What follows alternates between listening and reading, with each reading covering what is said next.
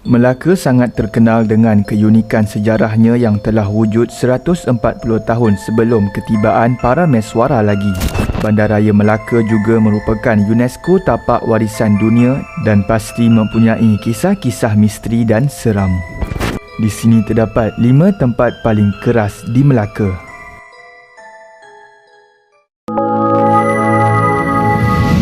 You are watching Top 5 Malaysia. Pergilah engkau ke negeri yang subur dan ramai manusia di sana. Di sana ada peradaban yang hebat dan luar biasa. Engkau bawa tentera-tentera engkau. Maka mereka pun datang ke negeri itu. Negeri itu bernama Negeri Melaka.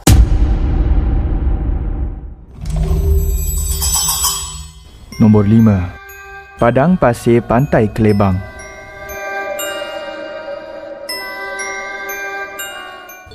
Selain kota Efamosa dan Jonker Walk, pelancong gemar sekali berkunjung ke padang pasir yang terletak di persisir Pantai Kelebang, Melaka ini. Pemandangan pasir putih dengan langit membiru sangat berbaloi untuk bergambar kerana ia memberikan suasana seperti berada di tanah gurun Sahara. Ramai juga menjadikan tarikan ini sebagai tempat mengambil gambar perkahwinan dan biasanya ketika matahari terbit atau terbenam. Perjalanannya hanya mengambil 15 minit sahaja dari Bandar Melaka dengan menaiki kereta. Menurut perkongsian di Facebook, terdapat kejadian aneh pada tahun 2015 oleh pasangan pengantin yang pernah disorok selama 2 jam di sini. Sewaktu pasangan ini hendak pulang pada waktu maghrib, tayar kereta mereka terbenam di pasir dan ketika itu langit sudah pun bertukar gelap. Kemudian sewaktu menunggu bantuan dari penjaga di kawasan padang pasir ini, mereka berasa pelik kerana penjaga yang membawa motosikal itu sudah pun berada di hadapan mereka. Namun pasangan ini umpama telah disorok dan tidak dapat dilihat atau didengari oleh penjaga yang berada dekat di hadapannya walaupun telah disuluh dengan lampu. Kemudian penjaga itu berlalu pergi. Setelah tibanya azan isyak, barulah sebuah kereta datang ke arahnya untuk memberi bantuan. Apa yang menghairankan mereka ialah setelah selamat dibantu, jalan utama berada sangatlah dekat. Namun ketika kejadian disorok itu, mereka seumpama berada jauh dari jalan tersebut. Seterusnya, terdapat pengalaman kedua yang disorok penghuni di padang pasir pada tahun 2016 dan dikongsikan di Twitter oleh juru gambar itu. Dia menceritakan detik cemas mereka serta berkesempatan merakam gambar entiti berkenaan yang berada di belakang tunangnya di dalam gambar yang diambil ketika waktu puncak maghrib. Perjalanan ke lokasi penggambaran hanya mengambil masa 15 minit sahaja, namun ia mengambil masa selama 1 jam untuk mencari jalan pulang. Menurutnya, sebelum ini pernah berlaku perkara yang sama dan dia akan pastikan keluar dari situ sebelum maghrib. Setelah membaca ayat suci, barulah mereka temui jalan berlampu untuk keluar dari situ.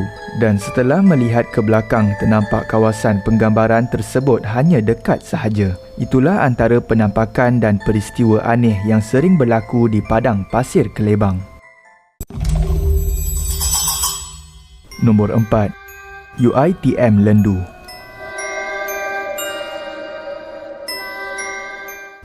Pemandangan yang indah menghijau di kawasan UiTM Lendu memang menenangkan, namun kebanyakan pelajar di sini pasti mempunyai pengalaman seram sama ada di kolej atau di kawasan Tasik Tun Fatimah. Menurut perkongsian dari Ikmal Hanif di YouTube-nya, iaitu bekas penuntut UiTM Lendu selama 3 tahun ini, dan dia pernah mengalami kisah seram sendiri pada tahun 2015. Pada jam 1.15 pagi, Ikmal yang menginap di Kolej Tun Putih sedang membelik handphone dan terlihat link di Twitter tentang lagu Lingsir Wengi. Dia sertakan sekali dengan video lagu tersebut. Dia caption dia cakap lagu Lingsir Wengi ni mampu memanggil makhluk halus. Jangan play ketika anda berada seorang-seorang. Aku sebagai seorang lelaki yang rebel, aku macam nak try lah kan, macam apalah benda-benda macam ni kan. Dia kemudian memainkan lagu seram itu pada volume yang tinggi. Lengser wengi seliramu tumake sirmo ojo tangi nggonmu guling Tidak sampai sebaris lagu itu dimainkan, tiba-tiba dia terdengar ketukan di pintu. Lalu dia bangun untuk melihatnya, namun tiada sesiapa di luar. Kemudian terdengar lagi buat kali kedua dan kali ketiga. Barulah dia sedar yang bunyi tersebut datang dari tingkap. Tanpa berfikir panjang, dia terus berselubung dan memejamkan mata. Apabila terjaga pada jam 3 pagi, dia melihat seperti rakannya ada pada katil bersebelahan sedang baring menghadap ke dinding dan menyanyikan lagu Lengsir Wengi. Lengsir wengi, seliramu semakin. Dengan mendayu-dayu sambil badan bergerak-gerak. Siapakah sebenarnya rakan tersebut? Kalau bukan roommate aku yang tidur situ, badan siapa yang huyung hayang sambil nyanyi lagu Lengsir Wengi semalam?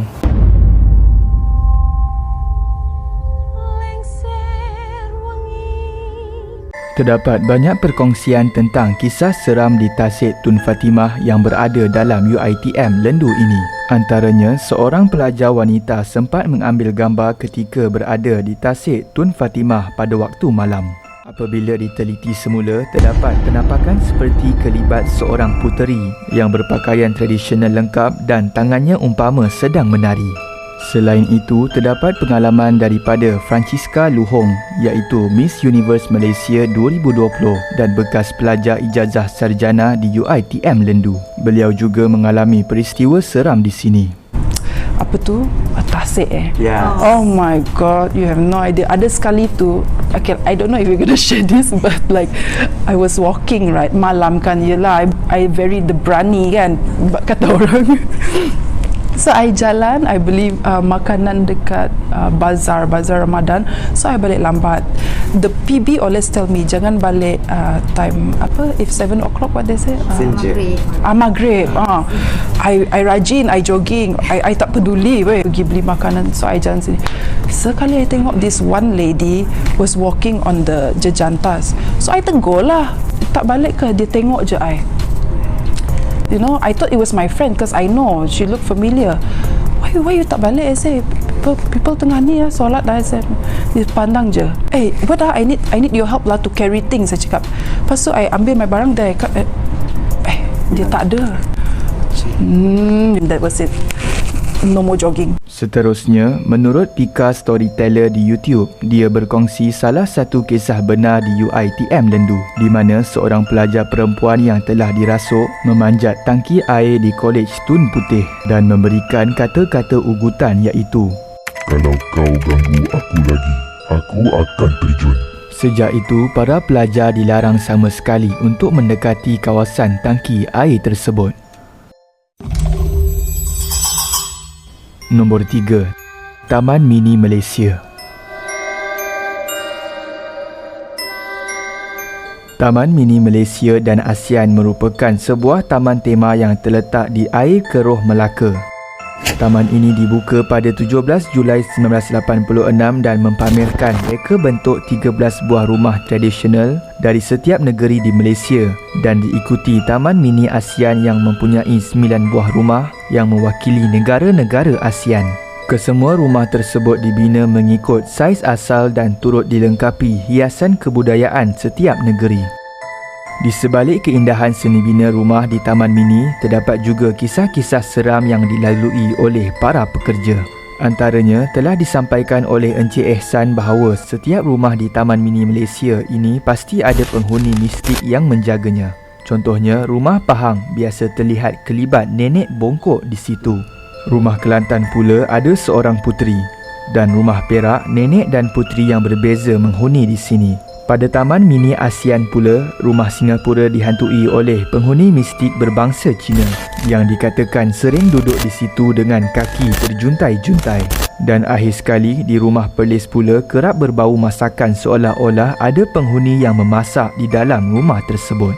Menurut seorang pakar sejarah iaitu Datuk Paduka Zainal Johan bersama Allahyarham Profesor Nur Halim, pada zaman dahulu sebelum Taman Mini dibangunkan, kawasan ini pada suatu ketika adalah tempat pertemuan Laksamana. Menurut Persatuan Sejarah, Puteri Mayang Sari dan Puteri Gunung Ledang pernah datang ke sini. Walau bagaimanapun, menurut Encik Ehsan, selama dia bekerja di taman ini, tidak pernah berlaku perkara yang mendatangkan masalah kepada pengunjung. Nombor 2. Kota Eva Mosa.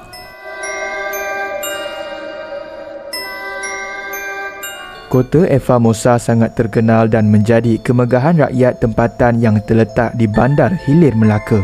Eva Mosa bermaksud yang termasyhur, sering menjadi tumpuan kebanyakan pelancong. Ia juga merupakan antara seni bina Eropah tertua yang masih wujud di Asia. Bagi yang tidak tahu, terdapat banyak pertumpahan darah di seluruh kawasan Kota Eva Mosa pada suatu ketika dahulu. Menurut kajian sejarah yang dikongsikan oleh Allahyarham Tuan Haji A. Karim Omar, Kota Eva Mosa adalah simbol kekejaman penjajah Portugis.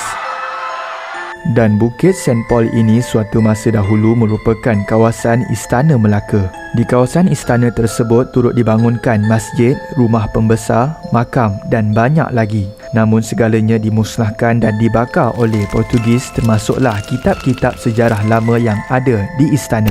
Terdapat pengalaman oleh Ikmal Hanif bahawa dia pernah memasuki Kota Eva Mosa pada pukul 2.30 pagi. Dalam perjalanan naik ke Bukit St. Paul, Ikmal melalui kawasan tanah perkuburan Belanda dan ternampak sesuatu yang aneh. 2-3 langkah ke hadapan, anak mata aku, hujung mata aku ni macam terperasan something dekat kubah tu.